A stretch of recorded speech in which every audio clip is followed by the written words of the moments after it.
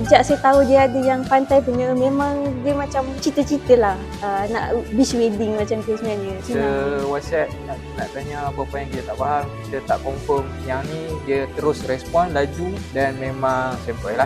Banyaklah benda yang kita tanya. So dia jawab dengan baik lah. Semua yang jawapan yang saya nak tu saya dapat. Memang best betul lah sebab di pantai kan. Memang best dari segi semualah, fasiliti, tempat, pemandangan yang kita rasa boleh tak dapat kat tempat lain, hanya ada di Rumah Abang Jamil Pantai Balok.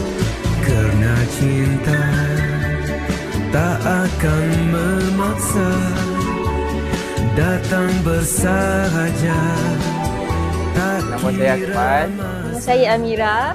Orang berada di Abang Jamil Pantai Balok. Remy memang best lah. Dalam keadaan saya tak datang rehearsal, Remy akan duduk dengan saya sampailah berjalan daripada perarakan masuk kantin dan semua. Memang Remy jaga saya lah. Dalam keadaan yang saya agak tak tahu dalam rehearsal tu, nervous, teriak tiba-tiba, Remy antara orang yang menenangkan saya lah. Memang simple Remy. Berhubung dengan Remy okey lah. Kalau macam ada apa-apa yang tak tahu, contoh kan macam dia dah bagi tahu flow, tapi kita yelah kita akan rasa kalut kan, kita akan rasa berdebar, lepas tu kita akan lupa. So senang lah nak contact Remy untuk tanya semula flow dia majlis okey ke tak, macam tu lah. Tadi datang-datang turun macam ada suara perempuan, macam oh sedapnya suara dia. Lepas tu macam tengok sebelah, oh cantik orang dia.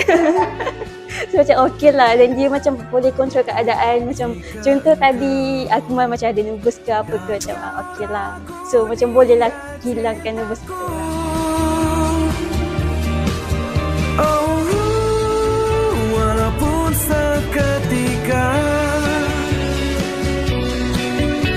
percayalah engkau di hatiku. For my side macam okey lah, sebab tadi pun saya bersiap dekat bilik persalinan. Okey lah, dia luas dan selesa, macam tak adalah crowded sangat. Kalau letak barang pun boleh je, luas je sebenarnya, selesa. Nombor 5/5. Kalau tak nombor 10/5. 5 bintang. Ingat kenduri, ingat rumah Abang Jamil. Boy.